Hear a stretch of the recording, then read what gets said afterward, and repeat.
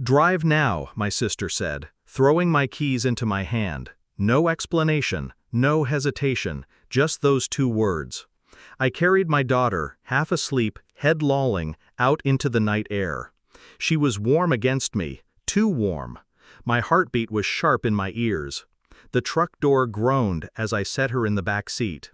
My sister slid into the passenger side before I even touched the ignition. "Don't ask, just go." We rolled down the gravel drive, tires whispering. The house shrank in the rear view.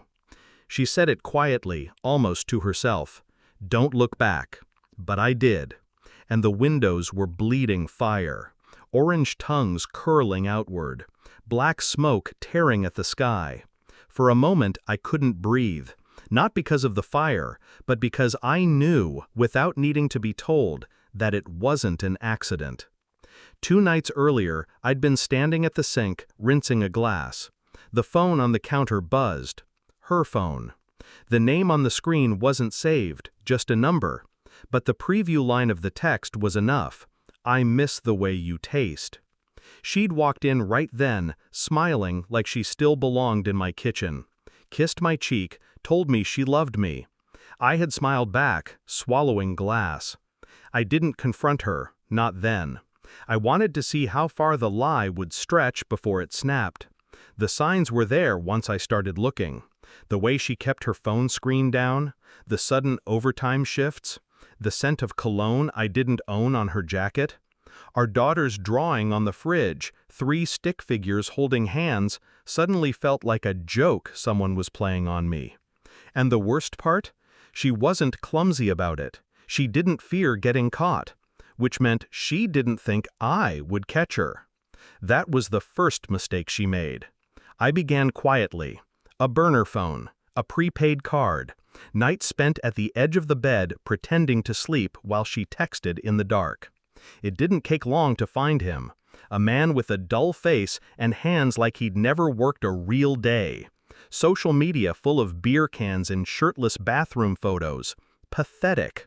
But she had chosen him, which meant she had chosen to humiliate me. The next week, I told her I had an early shift. Instead, I followed her, watched her pull into a cheap roadside motel, saw the door close behind her and the man with her. I didn't go in, didn't rage, didn't pound the door. I took pictures, license plates, timelines. I ordered the DNA test, quietly, discreetly. I swabbed my daughter's cheek while she was asleep, telling her it was a magic trick. Days passed. My sister noticed. She's always been better at reading my silence than my words. One evening she asked if I was all right. I told her I was fine. I wasn't. When the envelope came, I didn't open it right away. I let it sit on my desk for hours, because deep down I already knew. When I finally tore the seal, I read the words 3 times.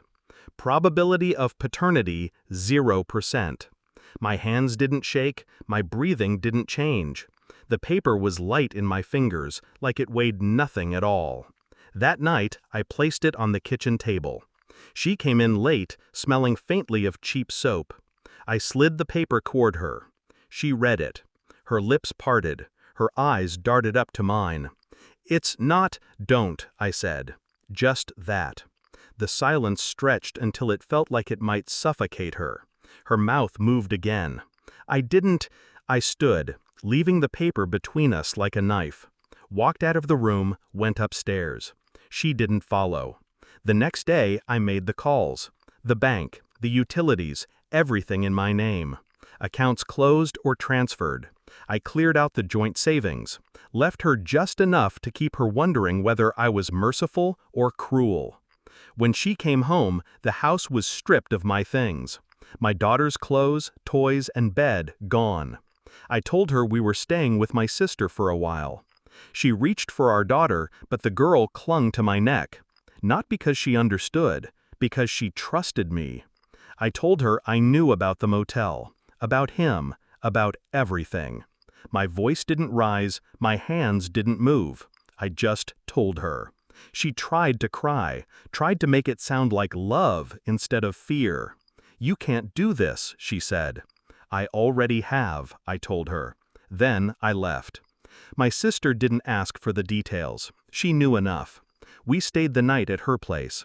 My daughter slept soundly for the first time in weeks. In the morning, I sat at the kitchen table, coffee cooling in my hand. Outside, the sky was the same shade of gray it had been when we drove away from the fire.